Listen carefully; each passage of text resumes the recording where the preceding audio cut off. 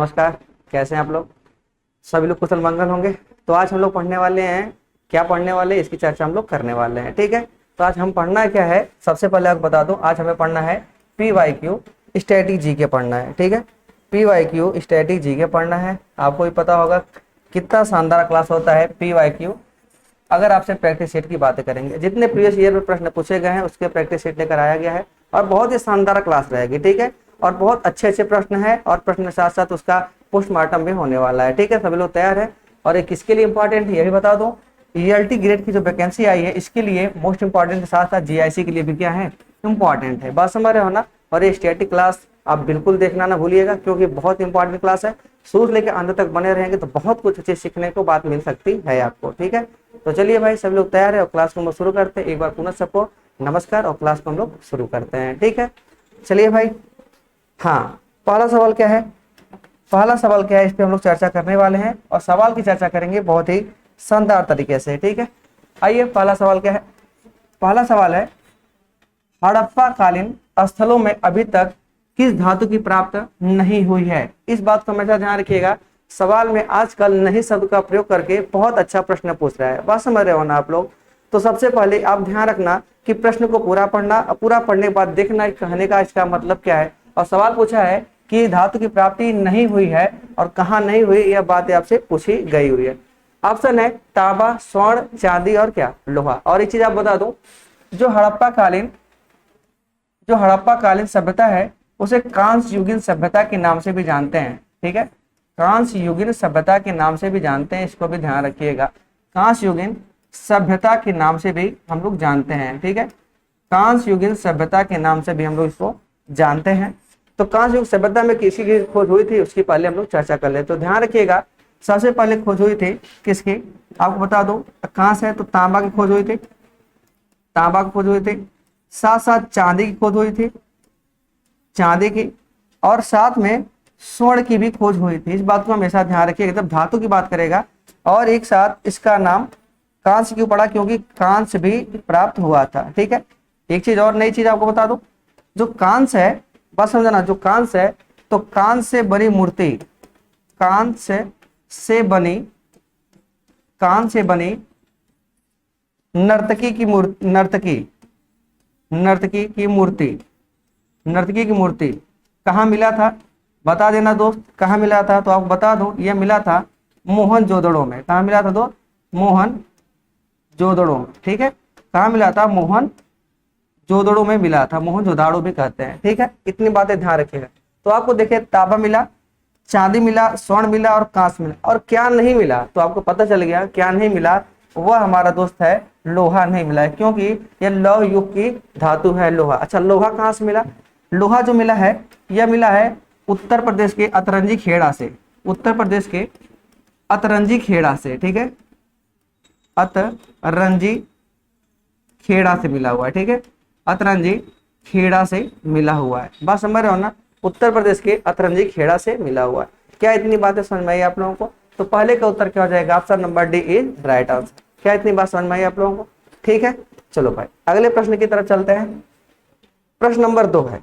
ठीक है, प्रश्न नंबर 2 आप पढ़िए, इसका उत्तर आप बताने का प्रयास करिए, फिर मैं बताता हूँ इसका उत्तर क्या हो जाएगा। ठीक है, प्रश्न नंबर 2 पढ़िए और इसका उत्तर बताइए क्या होने वाला है। तो देखो जी, प्रश्न नंबर 2 की बातें करते हैं। पूछा है, निम्नांकित में से कौन अशोककालीन अभिलेख खरोष्टी लिपि में है। आइए कुछ बातें बता दूं। अशोक के अभिलेख, ठीक है, अशोक के अभिलेख हैं। अशोक के अभिलेख की बातें मैं कर लेता हूं। तो अभिलेख क्या है? 3 है मेरे दोस्त। कौन कौन है? एक का नाम शिलालेख, एक का नाम क्या है? शिलालेख है। बात समझ रहे हो ना? दूसरे का नाम स्तंभ लेख है। अगर बात तीसरे कर दूंगा तो आप कहेंगे शिलालेख है। कैसी है दोस्त? शिलालेख 3 इन्होंने अभिलेख लिखवाए थे, 3 प्रकार के अभिलेख इन्होंने लिखवाया था। एक का नाम शिलालेख, स्तंभ लेख और क्या, शिलालेख, स्तंभ लेख और एक गुहा लेख। मैंने यहाँ गलत लिख दिया, यह गुहा लेख हो जाएगा, 2 बार हो गया। गुहा लेख मतलब गुहा लेख मतलब हो रहा है गुफा के अंदर लिखा हुआ लेख, स्तंभ पर लिखा हुआ पत्थरों पर लिखा हुआ लेख होता है। इतनी बात ध्यान रखिएगा। और इस साथ साथ एक बात और ध्यान रखिएगा, अगर लिखने की लिपि की बात करेगा, लिपि की बात करेगा, लिपि की बात करेगा तो ध्यान रखना, ब्राह्मी लिपि, ब्राह्मी लिपि, खरोष्टी लिपि, खरोष्टी लिपि, ग्रीक लिपि, ग्रीक लिपि, साथ और अरमाइन, अरमाइन लिपि, लगभग 4 लिपियों में इन्होंने अपना लेख लिखवाया था। ठीक है।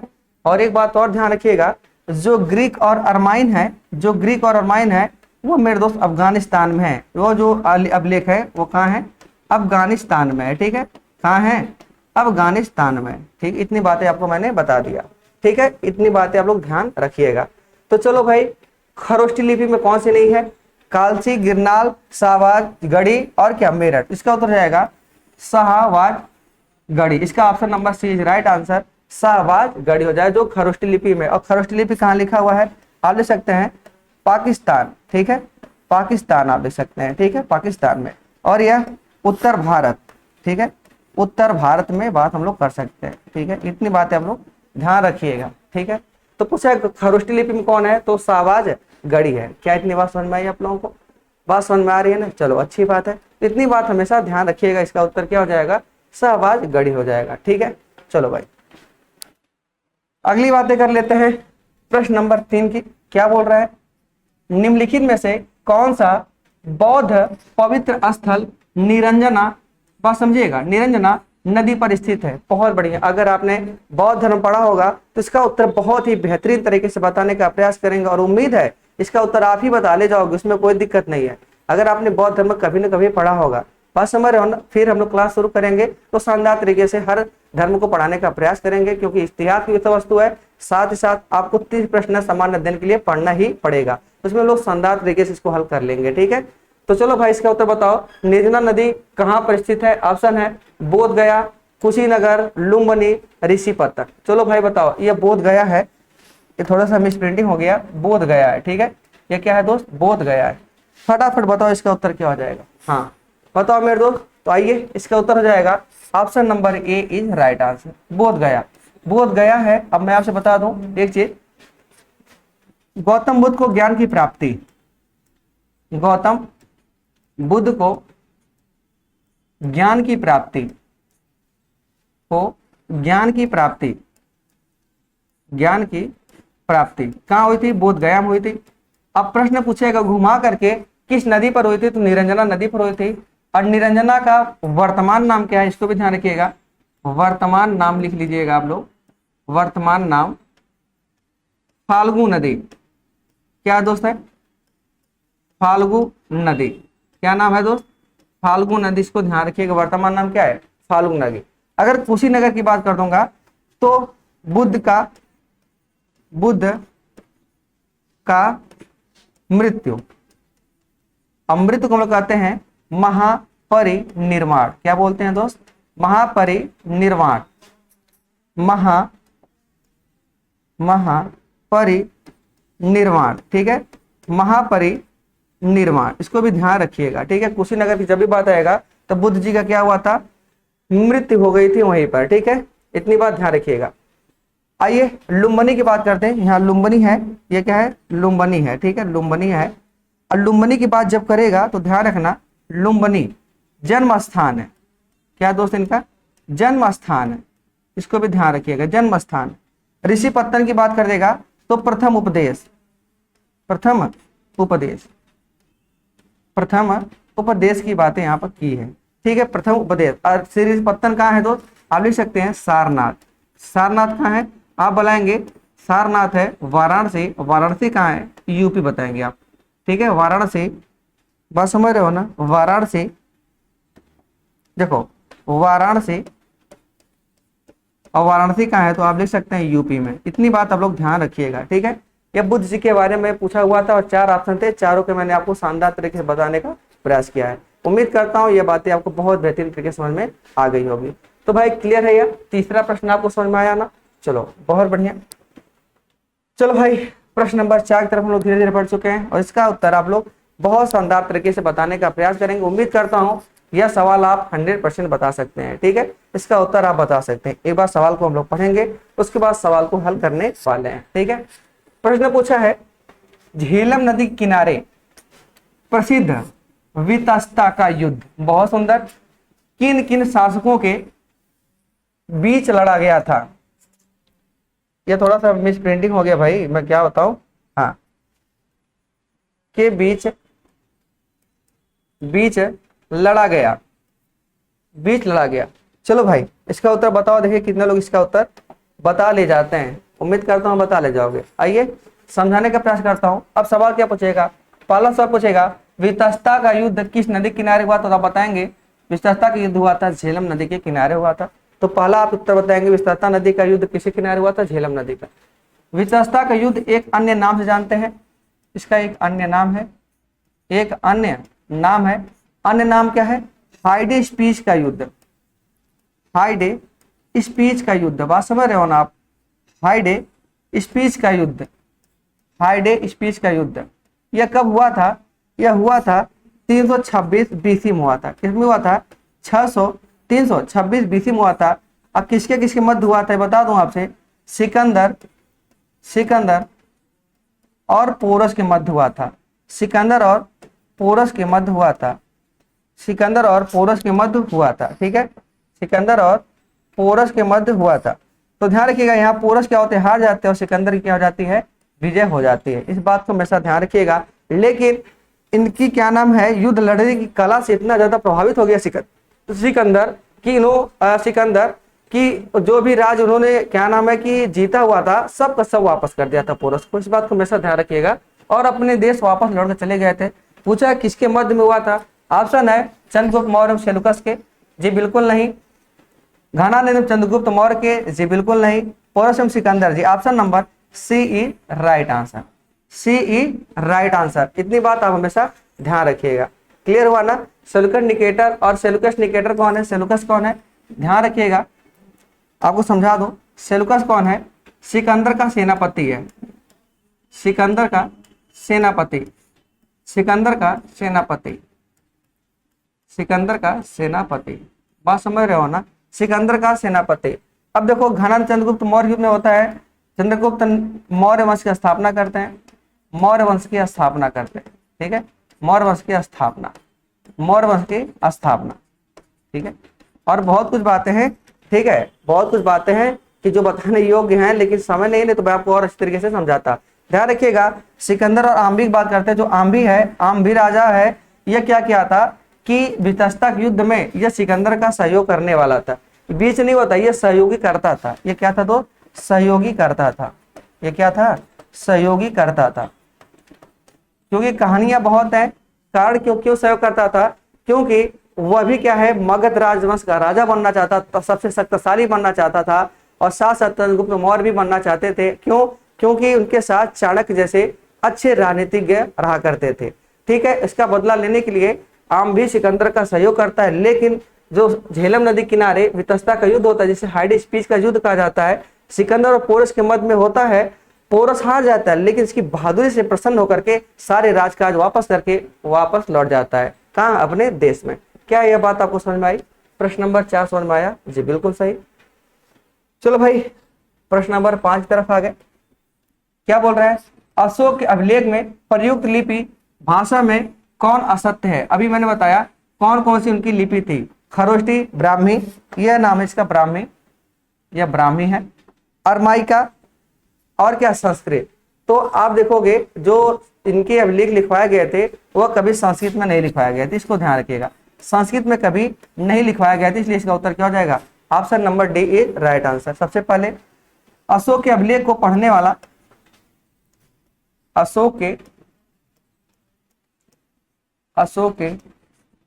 अभिलेख को पढ़ने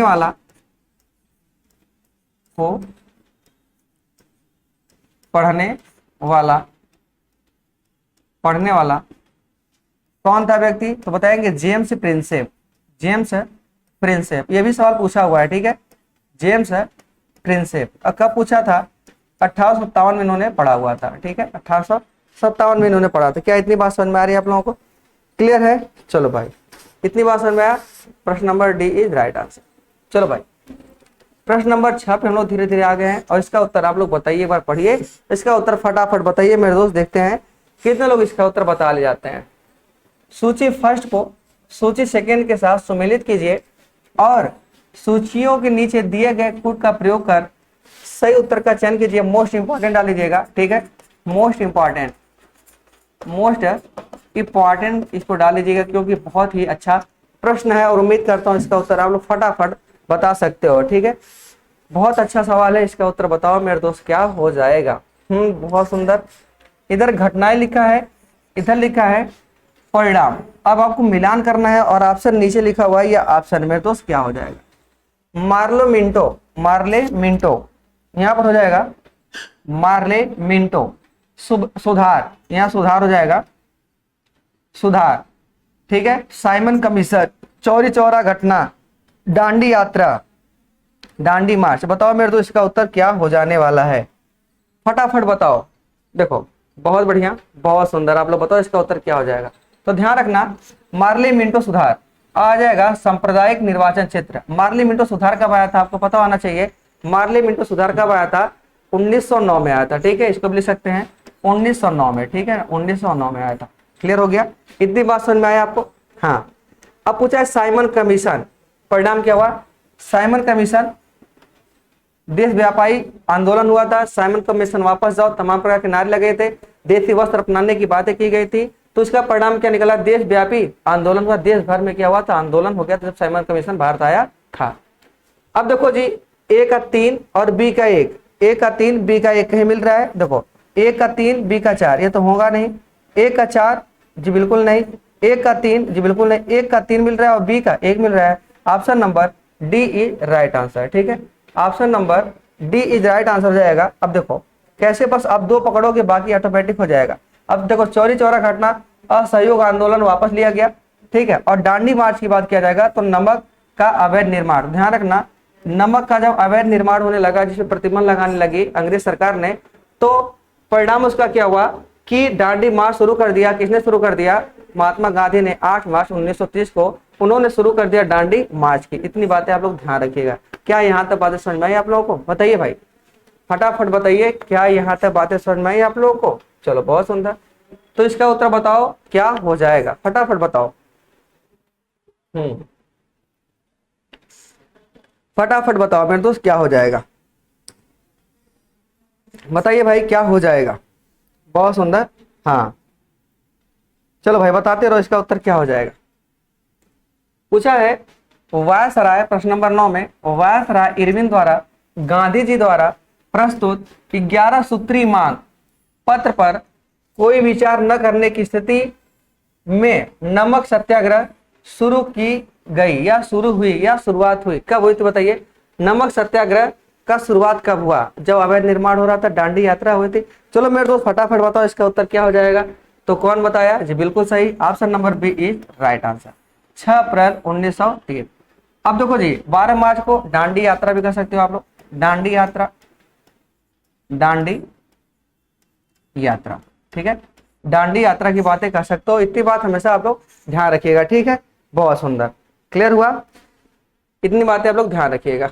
चलो भाई बताना, प्रश्न नंबर 8, 1857 की क्रांति को किसने जोड़ा जाता, किससे जोड़ा था, किससे जोड़ा जाता, अर्थात 1857 का संबंध किससे है? क्या कमल एवं चपाती से है, कमल एवं गेंदा से है, कमल एवं गुलाब से, चपाती एवं तलवार से? देखिए इसका उत्तर कौन कौन बताता है यार? बताओ फटाफट इसका उत्तर क्या हो जाएगा? चलो भाई बताओ। ये तो बहुत ही मस्त सवाल है, इसका उम्मीद करता हूँ इसका सवाल आप बहुत अच्छी तरीके से उत्तर देने वाले हैं। तो सभी लोग तैयार हैं? तो ध्यान रखना, जब 1857 की क्रांति हुई थी तो उसमें जो क्या नाम है कि चर्चा करने का विषय वस्तु था, हुआ था कमल एवं क्या, चपाती। कमल क्या था? कमल तो दोस्त मेरे क्या रहना, कमल में समझना संबंध जोड़ना, इसका संकेत क्या, संबंध जोड़ना, संबंध जोड़ना। और कैसा संबंध जोड़ना? माधुर्यतापूर्ण, ठीक है? माधुर्यतापूर्ण, माधुर्यतापूर्ण संबंध जोड़ना, इसलिए इसका नाम कमल रखा गया, माधुर्यतापूर्ण, माधुर्यतापूर्ण संबंध जोड़ना। और चपाती मतलब कमाई, ठीक है, कमाई की बातें यहाँ पर हो जाती थी, ठीक है, कमाई की बातें होती थी। इसलिए 1857 क्रांति का संबंध किससे है? कमल एवं चपाती। जो भी लोग 1857 क्रांति में हिस्सा लेना चाहते थे, सबके द्वार पे एक गुलाब का कमल का फूल और एक चपाती रख दिया जाता था। अगर जो उसको रिसीव कर लेता था तो वह उसका हिस्सा बन जाता था, अगर जो रिसीव नहीं करता था उसका हिस्सा नहीं बनता था। इसलिए इसका संबंध किससे हो गया? कमल एवं चपाती से। ठीक है, क्लियर? चलो भाई, प्रश्न नंबर 8 हम लोगों ने कर लिया। प्रश्न नंबर 9 का है, हंटर आयोग का गठन किस लिए हुआ था? हंटर आयोग का गठन किस लिए हुआ था? बताइए मेरे दोस्त, इतिहास की विषय वस्तु है और बहुत ही शानदार प्रश्न है और बहुत इंपॉर्टेंट प्रश्न है। बात समझ रहे हो ना? ऐसे सवाल लगातार पूछे हुए हैं। पूछा है हाँ कि क्यों हुआ था? संवैधानिक सुधारों के लिए, भारतीय प्रशासनिक व्यवस्था को सुदृढ़ बनाने के लिए, जलियांवाला बाग हत्याकांड की जांच के लिए, भोपाल विद्रोह की जांच करने के लिए। यह भोपाल है। बताइए मेरे दोस्त, इसका उत्तर क्या हो जाएगा? फटाफट बताओ, फटाफट बताओ मेरे दोस्त, इसका उत्तर क्या हो जाएगा? मैं देख रहा हूँ कितने लोग बता सकते हैं। हाँ, बहुत बढ़िया। देखो यार, पूछेगा हंटर आयोग का गठन किस लिए हुआ था, तो ध्यान रखना, जलियांवाला बाग हत्याकांड की जांच के लिए हुआ था। जलियांवाला बाग हत्याकांड की जांच के लिए इसका आयोग का गठन हुआ था। इतनी बात हमेशा आप लोग ध्यान रखिएगा, ठीक है? इतनी बात हमेशा ध्यान रखिएगा। क्लियर हुआ? अच्छा, अगर पूछ देता है यह कब हुआ था जलियांवाला बाग हत्याकांड, तो लिखिएगा 13 अप्रैल 1919। ठीक है, तो क्या हुआ था कि जनरल डायर द्वारा, जनरल डायर द्वारा गोली चलाई गई। गोली चलाई गई, ये तो सबको पता होगा, चलाई गई। ठीक है, चलाई गई। अब इसका सहयोग करने वाला प्रश्न पूछ देता है, सहयोगी। ठीक है, सहयोगी पूछ लेगा तो उसका नाम बता दीजिएगा, हंसराज। क्या बताएंगे आप?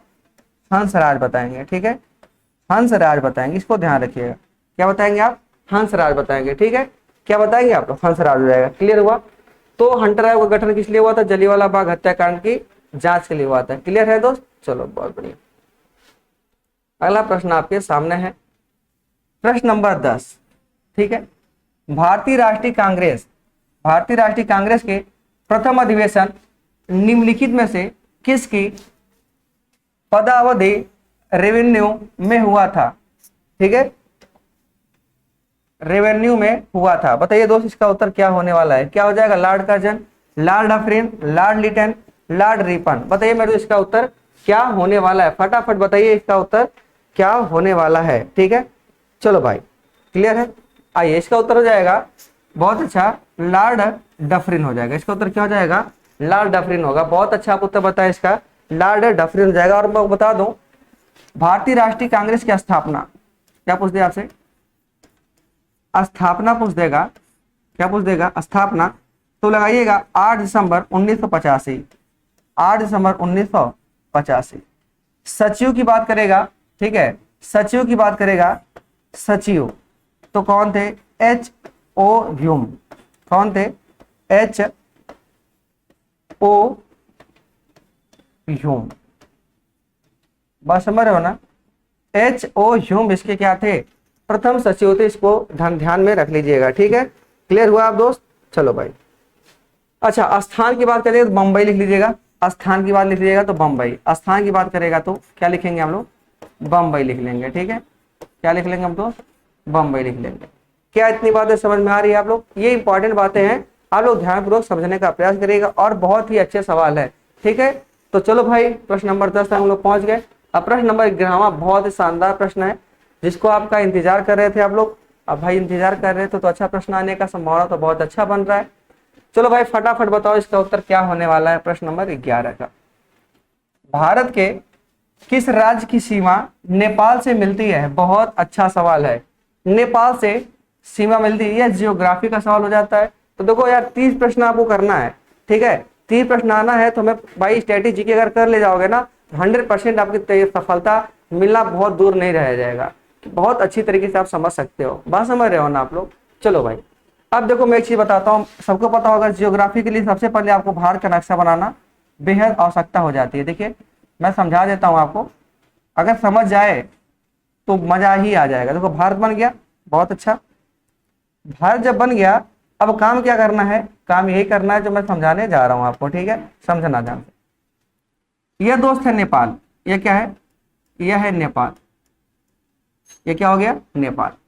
अब मेरी बात समझना, कह रहा है कि राज्य सीमा मिलती है, ध्यान रखना यह दोस्त है, ध्यान से, यह है दोस्त लद्दाख, ठीक है।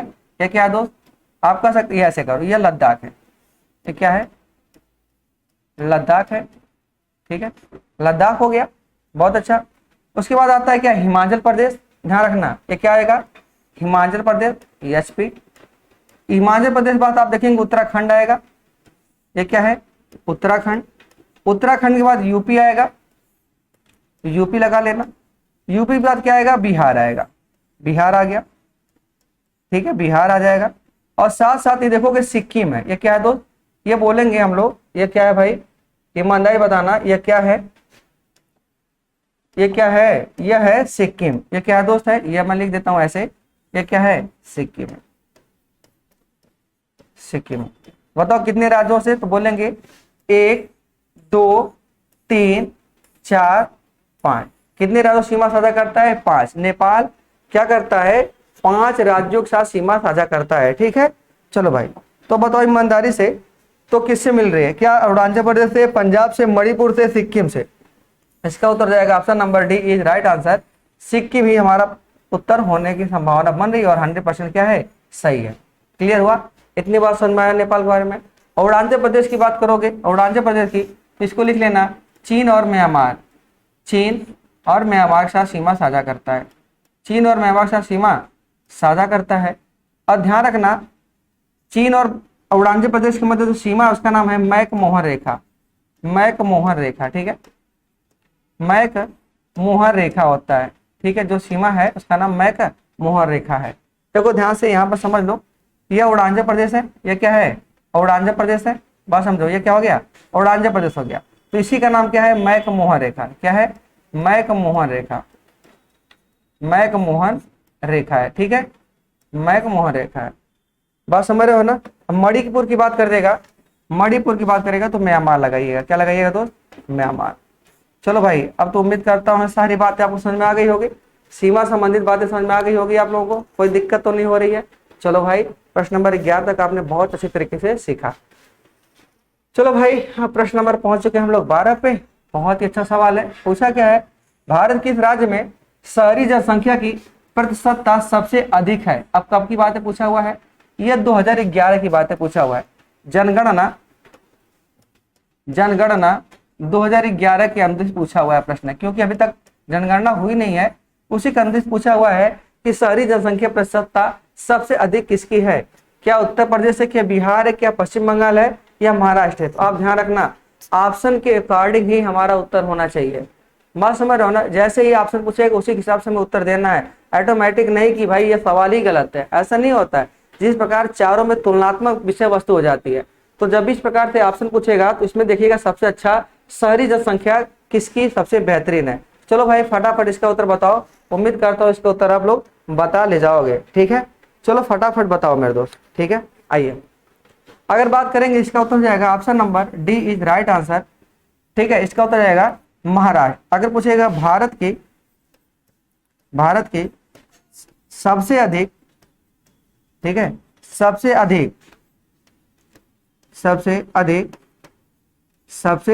अधिक भारत की सबसे अधिक शहरी पूछा है ना, शहरी पूछा, देखो शहरी जनसंख्या की प्रतिशतता, शहरी जनसंख्या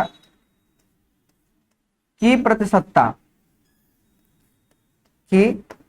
प्रतिशतता जब भी आपसे पूछेगा तो आप उत्तर लगाइएगा गोवा को, ठीक है। किसको लगाएंगे आप, गोवा को लगाएंगे, ठीक है, गोवा को लगाएंगे आप। इतनी बात ध्यान रखिएगा, लगभग 62.23% है। कितना है, 62.32% है, लगभग, एग्जैक्ट नहीं बता सकते, लगभग है। क्लियर हुआ ना। इतनी बातें आप लोग ध्यान पूर्वक समझने का प्रयास करेंगे और बहुत बेहतरीन तरीके से इसका उत्तर आप दे सकते हैं, ठीक है। चलो भाई, प्रश्न नंबर हम लोग बात कर लेते हैं किसका, हम लोग प्रश्न नंबर 13 की बातें करते हैं और बहुत ही अच्छा सवाल है। निम्नलिखित में से कौन सा जोड़ा सही नहीं है, मतलब कौन सा जोड़ा सही नहीं है, मतलब सोचिए, अगर इधर फर्स्ट लिखे और इधर क्या सेकंड, इधर पूछा है वन्य जीव विहार, मतलब अब अभ्यारण्य लिखा हुआ है और इधर क्या लिखा है, राज्य। बताइए क्या बांदीपुर तमिलनाडु में है, मानस उत्तर प्रदेश में है, रणथंभौर राजस्थान में है, सिमलीपाल बिहार में है। तो बताइए कौन सा बिल्कुल गलत हो जाएगा। तो ये पूछा है ना, सही है, कौन सा सही है, फटाफट बताओ मेरे तो क्या हो जाने वाली की संभावना है।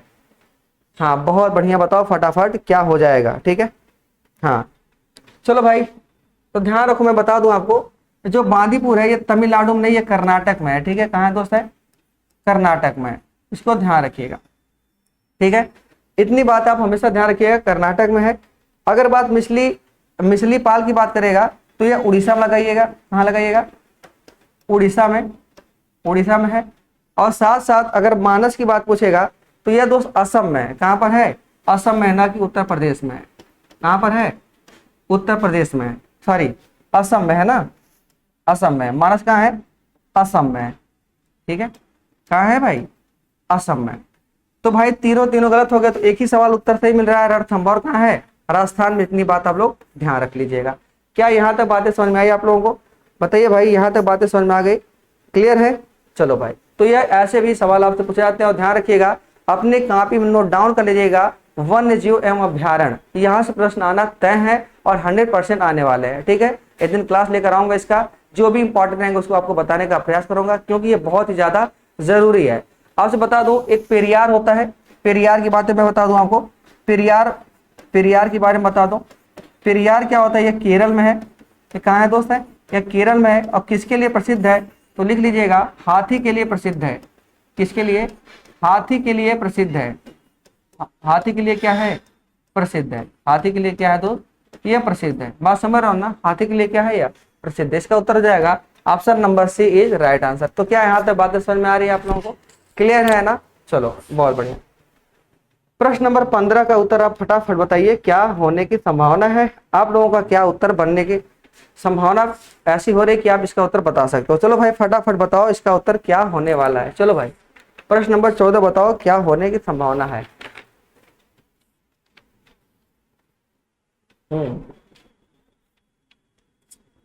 चलो भाई बताओ फटाफट क्या हो जाएगा।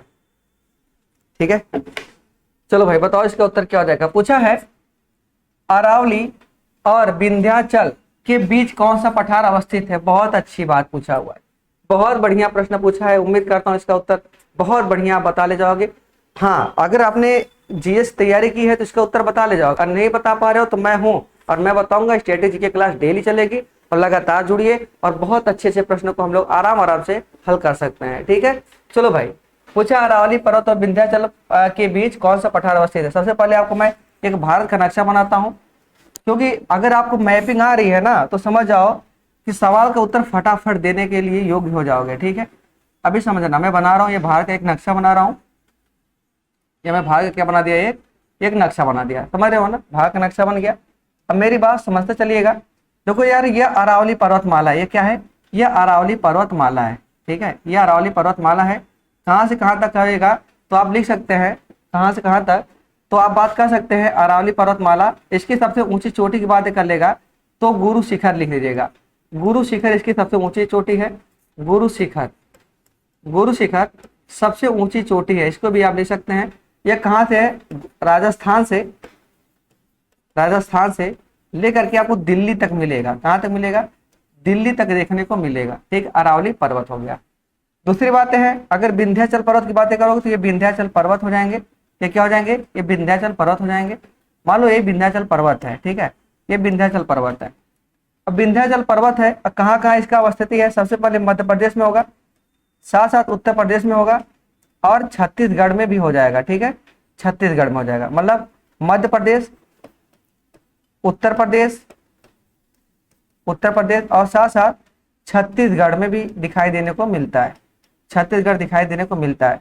इतनी बातें समझ में आया आप लोगों को, बताओ भाई, इतनी बातें देखने को मिलता है। हाँ, एक चीज और है, गुजरात और बिहार तक जाता है। ये गुजरात और यहाँ और भी लिख दो, गुजरात और बिहार तक। ठीक है, गुजरात और बिहार तक जाता है। जैसे ये मान लो ऐसे होते हुए ये मान लो आगे कहाँ, गुजरात तक। ये कौन सा है पर्वतमाला, तो यह है, आप बता सकते हैं विंध्याचल पर्वतमाला है। कौन सा है, विंध्याचल पर्वतमाला है। ठीक है, विंध्याचल पर्वतमाला है। ठीक है, इसी के बीच में पूछा है कौन सा पठार है, तो कौन सा पठार है दोस्त, यहाँ पर बीच में आपको मिलेगा मालवा का पठार मिलेगा। क्या है, मालवा का पठार मिल सकता है। तो इसके मध्य में कौन सा पठार मिलेगा, तो आप बता सकते हैं मालवा का पठार। मालवा का पठार हमारा उत्तर हो जाएगा इसका, मालवा का पठार। तो मेरे दोस्त क्या प्रश्न पूछा था, कौन सा है, तो मालवा का पठार हमारा बिल्कुल उत्तर क्या हो जाएगा, सही हो जाएगा। क्या इतनी बातें समझ में आई आप लोगों को, बताओ भाई। कुछ कहो तो और बातें बता दो जी, बता ही देता हूँ। ध्यान रखना, यहाँ पर क्या है, सतपुड़ा, यहाँ पर क्या है, यह सतपुड़ा है, क्या क्या दो, सतपुड़ा है, यह सतपुड़ा पर्वतमाला है। और इनके मध्य से होते हुए एक नदी गुजरती है, उसका नाम क्या है, उसका नाम है नर्मदा नदी। ठीक है, नर्मदा नदी, इसको भी ध्यान रख लीजिएगा, नर्मदा नदी। और नर्मदा नदी कौन सा जलप्रपात है, बताएंगे धुआंधार जलप्रपात है, धुआंधार जलप्रपात है। ठीक है, धुआंधार जलप्रपात है, बात समझ रहे हो ना, धुआंधार जलप्रपात है। तो इतनी बातें सीखना होगा साथ में, क्योंकि अगर सीख लेंगे इतनी बातें तो कभी गलत होने की कोई भी संभावना नहीं बढ़ पाएगी। ठीक है, तो क्लियर है यहाँ तक बातें, चलो बहुत अच्छी बात है। चलो भाई, प्रश्न नंबर 15 की बातें हम लोग कर लेते हैं। इसका उत्तर फटाफट बताइए क्या होने की संभावना है। प्रश्न नंबर 15 पूछा है, दक्षिण पश्चिम मानसून से किस क्षेत्र में वर्षा नहीं होती। आइए अब दक्षिण पश्चिम मानसून के बारे में बताऊं। तो ध्यान रखिए, जो स्ट्रेटेजी के है ना, इतना इंपॉर्टेंट है कि जितना समझ जाओ कि जिंदा रहने के लिए पानी, बात समझ रहे हो ना, सांस लेने के लिए हवा, ऑक्सीजन, उसी प्रकार से अगर सिलेक्शन लेना है तो समझ जाना मेरे दोस्त, स्ट्रेटेजी के मोस्ट इंपॉर्टेंट हो जाता है आपके लिए सब्जेक्ट। ठीक है, तो चलो भाई आइए देख लेते हैं। अब दक्षिण पश्चिम मानसून का तो एक बार फिर भाग का नक्शा बनाता हूं मैं। ठीक है, एक बार पुनः आपको मैं भाग का नक्शा बनाता हूं, फिर समझाता हूं। ठीक है, क्योंकि हो सकता है आपको अच्छी तरीके से समझ में आ जाए। ये मेरे दोस्त ये बन गया, मान लो यह भारत बना गया। ठीक है, छोटा छोटा भारत बना रहा हूँ। ठीक है, ऐसा तो बहुत प्यारा है हमारा भारत। ठीक है, भारत बन गया। अब देखो जी, यहां से जब चलता है, पूछा दक्षिण पश्चिम मानसून, अरब सागर से जो यह हवा उड़ती है अपने साथ मानसून लेकर आती है, और कब लेकर आती है, 6 जून को लाने की संभावना होती है, 6 जून को लाती है। ठीक है, 6 जून को। ठीक है, 6 जून को। तो मेरे दोस्त ये जब आती है तो यहाँ ध्यान रखना, एक अन्नामलाई पर्वतमाला है। कौन सा पर्वतमाला है, अन्नामलाई नीलगिरी पर्वतमाला है। कौन सा है, नीलगिरी पर्वतमाला है। यहाँ पर है नीलगिरी पर्वतमाला, नीलगिरी पर्वतमाला। और यहाँ पर एक है पर्वत अन्नामलाई। कौन सा है पर्वत, अन्नामलाई। ये कौन सा है, अन्नामलाई। बात समझ रहे हो ना, ये अन्नामलाई पर्वत है, अन्नामलाई पर्वत है, अन्नामलाई पर्वत है। और एक चीज और भी ध्यान रखना, इसकी ऊंची चोटी पूछेगा, सबसे ऊंची चोटी अगर इसका पूछेगा, अन्नामुड़ी लिखिएगा। क्या लिखेंगे, सबसे छोटी नहीं, सबसे बड़ी ना, सबसे बड़ी की बात करूंगा, सबसे बड़ी की बात करूंगा तो हो जाएगा अन्नामुड़ी। सब कुछ सीखते चलिए, अन्नामुड़ी हो जाएगा। ठीक है, तो क्या होता है, जब ये मानसून आता है ना, जब ये मानसून आता है तो आने धीरे धीरे जब ऐसे ही प्रवेश करता है, सबसे पहले क्या पहुंचेगा, केरल में। सबसे पहले कहाँ पहुंचेगा, केरल में। ठीक है, इतनी बात ध्यान रखिएगा, कहाँ पहुंचेगा, तो केरल में पहुंचेगा सबसे पहले। तो मेरी बात समझने का प्रयास करिएगा, सबसे पहले जो मानसून है वो पहुंचेगा केरल में, और केरल में कहाँ पहुंचेगा, कालीकट में पहुंचेगा, और जोरदार तरीके से बरसात होगी। अब क्या होता है, ये जैसे जाएगा और अन्नामलाई पर्वतमाला से टकराएगा और सीधी निकल जाएगा, कहाँ, ये निकल जाएगा उत्तर भारत की ओर निकल जाएगा। तो समझ जाओ गर्मी के समय यहाँ पर वर्षा बिल्कुल नहीं, जिस समय मानसून आता है उस समय बरसात होने की बिल्कुल भी संभावना नहीं होती। इस बात को हमेशा ध्यान रखिएगा। ये चला जाता है उत्तर भारत की ओर। अब उत्तर भारत से धीरे धीरे वापस तरफ आता है, आते आते जब ठंडा समय आता है, अर्थात हमारे यहाँ ठंडी पड़ती है, तब जाके तमिलनाडु में बरसात होता है। इसलिए वृष्टि छाया क्षेत्र के नाम से भी जानते हैं। इसके नाम जानते हैं, वृष्टि छाया क्षेत्र के नाम से भी जानते हैं। वह स्थान कौन हो जाएगा, तमिलनाडु का पूर्वी तट हो जाएगा। Option number B is right answer. Clear है, इतनी बात समझ में आ रहा है ना, हो जाएगा तमिलनाडु का पूर्वी तट। देखो तमिलनाडु का पूर्वी तट है ना, ये तमिलनाडु का है पूर्वी तट। तो इस टाइप का भी सवाल आपसे पूछा जाता है, और उम्मीद करता हूं इस टाइप का सवाल आप कभी गलत करके नहीं आएंगे, अगर हाँ स्ट्रेटेजी कैसे पढ़ते रहेंगे तब। क्या यहाँ तक बातें समझ में आई आप लोगों को, बहुत सुंदर। ठीक है, तो प्रश्न नंबर 15 हो गया। अब बताओ प्रश्न नंबर 16 का, सांसद स्थानीय विकास निधि योजना आरंभ की गई, बताइए कब, 1991, 1993, 1996, 1998। बताइए फटाफट क्या हो जाएगा, पढ़ के बताइए इसका उत्तर क्या होने की संभावना है। ठीक है, चलो भाई मैं ही बता देता हूं, इसका उत्तर हो जाएगा 1993, 23 सितंबर। ठीक है, 23 सितंबर 23 सितंबर 1993 में सांसद स्थानीय विकास निधि योजना क्या किया गया था, आरंभ किया गया था। उस समय तत्कालीन प्रधानमंत्री कौन था, बता देना भाई। तत्कालीन प्रधानमंत्री कौन था, फटाफट बताओ, इसका उत्तर क्या हो जाएगा। ठीक है, मैं ही बता देता हूं आप लोगों को, नरसिम्हा राव थे। ठीक है, नरसिम्हा राव प्रधानमंत्री, उन्होंने यह शुरुआत किया था। इतनी बातें आप लोग ध्यान रखिएगा, क्योंकि सवाल आजकल बड़े घुमा घुमा के पूछे जा रहे हैं, तो इसलिए पढ़ना बहुत जरूरी हो गया। क्लियर हुआ यहाँ तक बातें, बताओ भाई यहाँ तक बातें क्लियर है। चलो बहुत सुंदर। अगली प्रश्न है प्रश्न नंबर 17।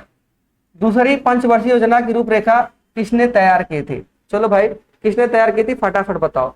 सबसे पहले बताना दूसरी पंचवर्षीय योजना कब से कब चली थी, तो लिख लीजिएगा 1956 से 1961 तक। 1956 से 1961 तक ये योजना चलाई गई थी। बात समझ रहे हो ना, किस मॉडल पर पूछा है, और उम्मीद करता हूं इसका उत्तर बहुत ही बढ़िया बता ले जाओगे, क्योंकि ये सवाल बहुत कठिन नहीं है। चलो, ये थोड़ा सा मुझे लग रहा है गड़बड़ लिख दिया गया है, और 20 रहेगा यहाँ पे, ये 20 रहेगा, अब सही हो जाएगा। ठीक है, यह सही हो जाएगा। हाँ, अब बताना कौन सा मॉडल था, तो आपको बता दूं पीसी महालनोबिस हो जाएंगे, क्या हो जाएंगे, महालनोबिस पर आधारित था। ठीक है, महालनोबिस जो है उन्हीं मॉडल पर ये आधारित था मेरे दोस्त। इतनी बात हमेशा आप लोग ध्यान रखिएगा, क्योंकि बहुत इंपॉर्टेंट है। क्लियर ना, इतनी बात आप लोग विशेष ध्यान रखिएगा। अच्छा, ध्यान रखिएगा किस पे जोर दिया गया था, किस पे ध्यान सबसे ज्यादा था, ध्यान सबसे ज्यादा किस पे था, भारी उद्योग पर। ठीक है, भारी उद्योग पर सबसे ज्यादा ध्यान था। ठीक है, सबसे ज्यादा भारतीय उद्योग पर इनका ध्यान था। किस प्रकार से भारी उद्योग को बढ़ाया जाए कि हम लोग अधिक से अधिक काम बनाया जाए और लोगों को रोजगार मिले और बेहतरीन तरीके से सबका जीवन यापन चले, साथ ही साथ भारत देश का विकास भी हो जाए। इतना बात ध्यान रखिएगा। अगर प्रथम यहाँ पर लिखिएगा प्रथम पंचवर्षीय योजना की बातें कर लेगा आपसे, प्रथम पंचवर्षीय योजना की जब बात कर लेगा तो ध्यान रखना कब शुरू की गई थी, 1950 से लेकर के 51 से लेकर के 56 तक, 51 से लेकर क्या 56 तक। ठीक है, 56 तक पहली प्रथम पंचवर्षीय योजना चलाई गई थी। यह किस पे आधारित थी, यह कृषि पर आधारित थी। किस पर आधारित थी, यह कृषि पर आधारित थी। अगर मॉडल की बात पूछ लेगा, मॉडल की बात, तो हेराल्ड पद्धति पर, हेराल्ड मॉडल था। कौन सा था, हेराल्ड मॉडल था। इतनी बात हमेशा ध्यान रखिएगा। क्या इतनी बात समझ में आ गई आप लोगों को, क्लियर है दोस्त। उम्मीद करता हूँ ये सारी बातें आपको समझ में आ गई होगी। ओके, चलो भाई, प्रश्न नंबर 17 हो गया। अब बात कर लेते हैं प्रश्न नंबर 18 की, जो कि बहुत ही मजेदार सवाल है। आप लोग भी कुछ बताने का प्रयास करो, तब तो समझ में आएगा कि आपने कितनी अच्छी तैयारी की है। फटाफट बताओ मेरे इसका उत्तर क्या हो जाएगा। ठीक है, फटाफट बताओ। पूछा है मिशन इंद्रधनुष योजना संबंधित है किससे है, तिलहन उत्पादन से, टीकाकरण उत्पादन से, दलहन उत्पादन से, कृत्रिम सिंचाई विकसित करने से। बताओ फटाफट क्या हो जाएगा। चलो भाई बताओ मेरे दोस्त, इसका उत्तर क्या हो जाएगा। मिशन इंद्रधनुष के बारे में फटाफट बताइए। ठीक है, चलो भाई बताओ मेरे दोस्त क्या हो जाएगा। तो इसका उत्तर हो जाएगा मेरे दोस्त ऑप्शन नंबर बी, टीकाकरण से। अब कब शुरू किया गया था, फटाफट बताइए कब शुरू किया गया था, एकदम जोरदार तरीके से बताइए कब शुरू किया गया था। हाँ, तो मैं बता दूं आपको 25 दिसंबर 2014 में, 25 दिसंबर 2014 में शुरुआत किया गया था। किसके द्वारा, केंद्रीय स्वास्थ्य मंत्रालय द्वारा, केंद्रीय स्वास्थ्य मंत्रालय द्वारा यह जारी किया गया था। स्वास्थ्य मंत्रालय द्वारा, स्वास्थ्य मंत्रालय द्वारा यह चालू किया गया था। इतना बात ध्यान रखिएगा। ठीक है, option number B is right answer, टीकाकरण से हो जाएगा। क्या इतनी बात समझ में आ रही है आप लोगों को। ठीक है, प्रश्न नंबर 19 फटाफट बताइए। राष्ट्रीय डेयरी अनुसंधान संस्थान स्थापित है, कहां पर है, राष्ट्रीय डेयरी अनुसंधान संस्थान कहां पर है, करनाल में, हिसार में, आनंद में, जयपुर में। फटाफट बताओ इसका उत्तर क्या हो जाएगा। चलो भाई बताओ इसका उत्तर क्या हो जाएगा। देखिए कितने लोग इसका उत्तर बताते हैं, उम्मीद करता हूं बता ले जाओगे। ठीक है, चलो भाई बताओ। ठीक है, हाँ बताओ भाई फटाफट बताओ। चलो भाई आपसे बता दो, राष्ट्रीय डेयरी अनुसंधान की जब भी बात लगाएगा इसका उत्तर हो जाएगा करनाल। क्या हो जाएगा, करनाल हो जाएगा। इसका उत्तर option number A is right answer, लेकिन बी को भी नहीं छोड़ना है। राष्ट्रीय भैंस अनुसंधान, ठीक है, इसको ध्यान रखिएगा। राष्ट्रीय भैंस अनुसंधान पूछ लेगा कभी भी कहीं से भी, भैंस अनुसंधान। ठीक है, भैंस अनुसंधान, भैंस अनुसंधान। ठीक है, यहाँ आपको पढ़ते हैं अमूल दूध पीता है इंडिया?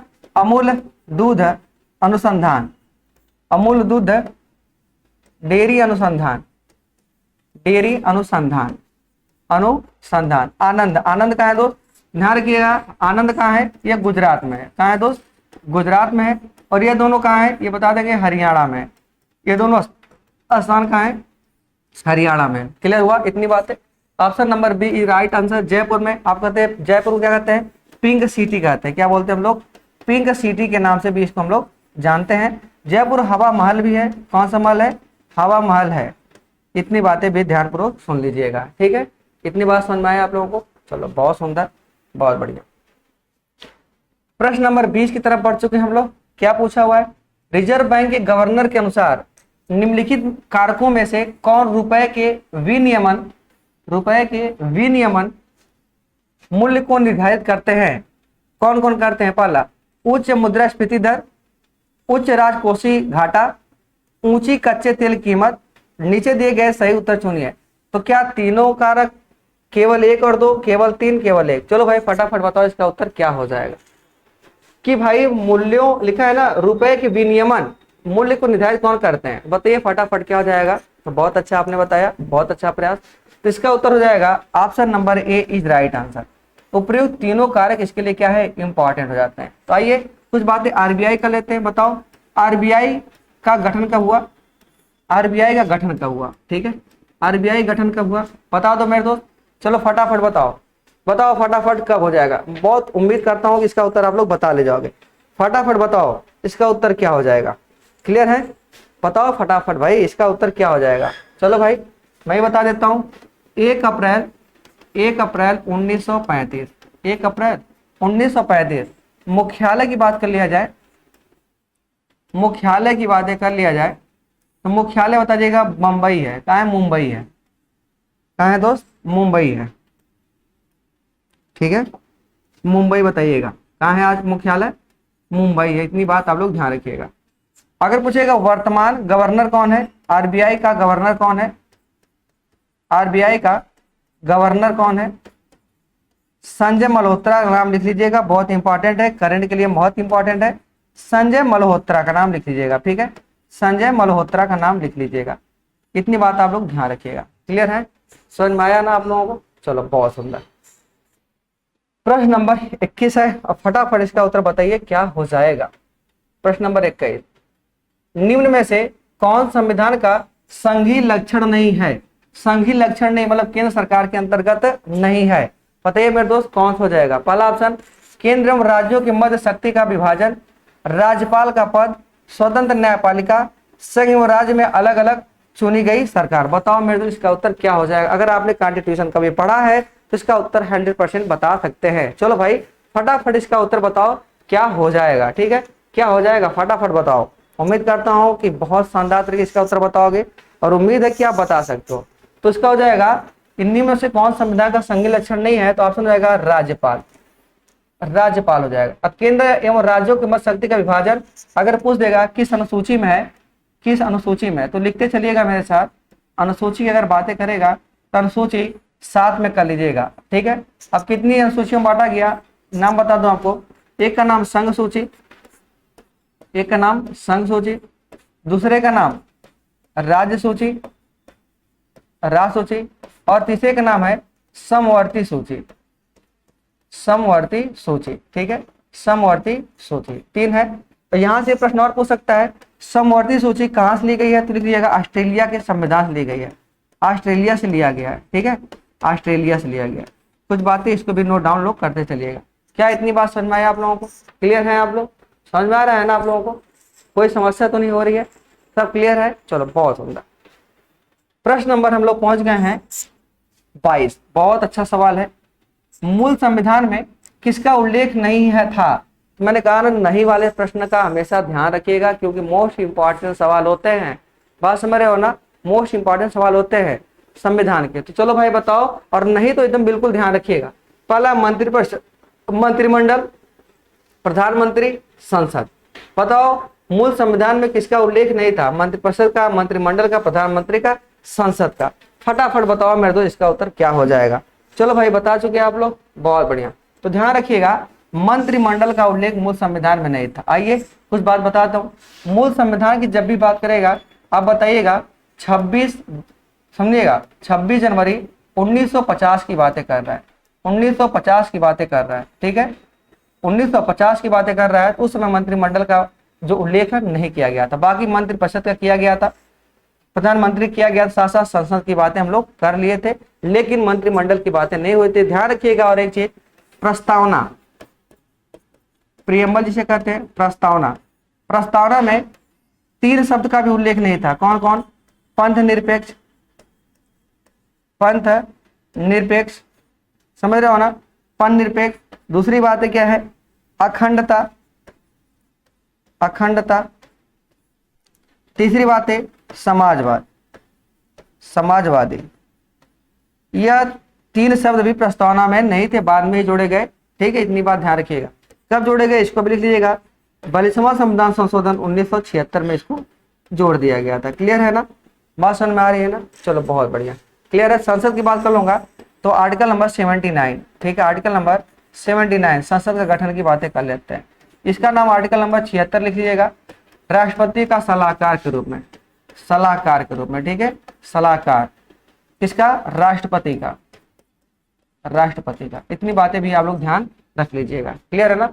मंत्रिपरिषद की संख्या जब कभी भी 10%, 15% से अधिक नहीं होनी चाहिए, कभी भी 15% से अधिक नहीं होनी चाहिए, 15% से अधिक नहीं होनी चाहिए, अधिक नहीं। साथ ही लिख लीजिएगा शर्तानुसार, जहां सीटें कम होंगी वहां घटा बढ़ा सकते हैं शर्तानुसार। क्लियर हुआ? इतनी बातें भी आप लोग ध्यान रख लीजिएगा मेरे दोस्त, ठीक है। तो हम लोग प्रश्न नंबर 22 कर चुके हैं, प्रश्न पहुंच चुके हैं हम लोग 23 पे। कहां पहुंच गए? 23।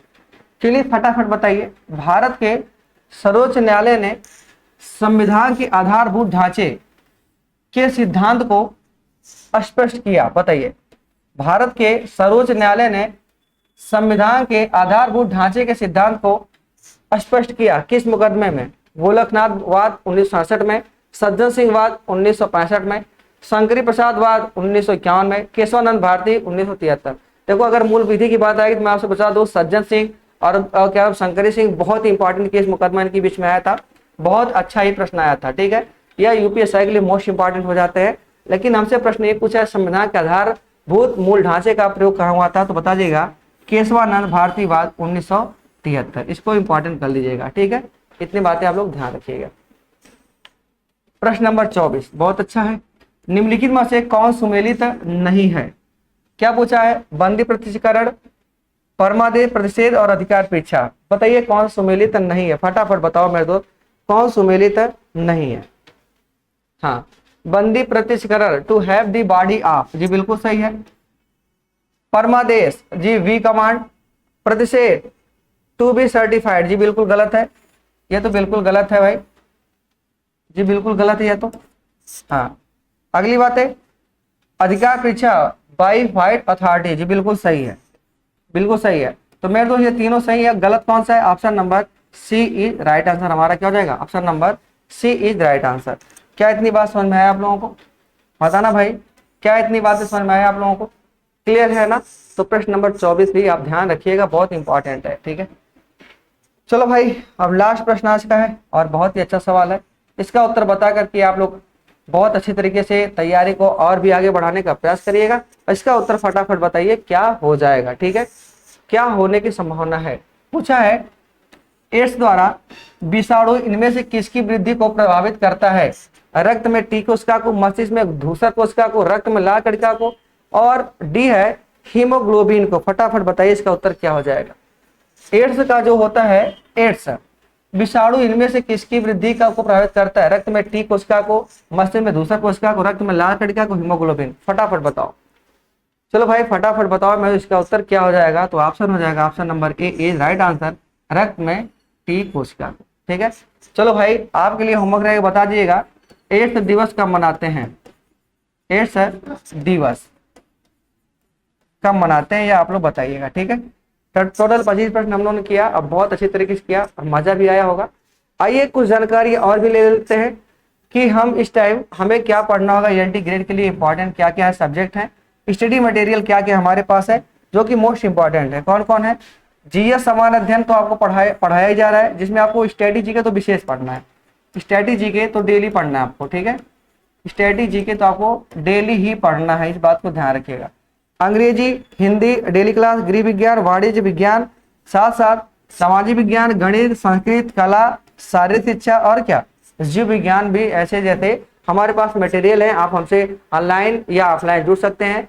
तो चलिए मेरे दोस्त, अगर आपको तैयारी करना है बेहतरीन तो जुड़िए हमारे संस्था के साथ, जिसका नाम टीसीएस एकेडमी है, ठीक है। तो आज ही जुड़िए, ज्यादा लेट मत करें, क्योंकि क्लास शुरू हो चुकी है, और क्लास शुरू हो चुकी है मतलब प्रारंभिक अवस्था में सीखना बहुत जरूरी रहता है।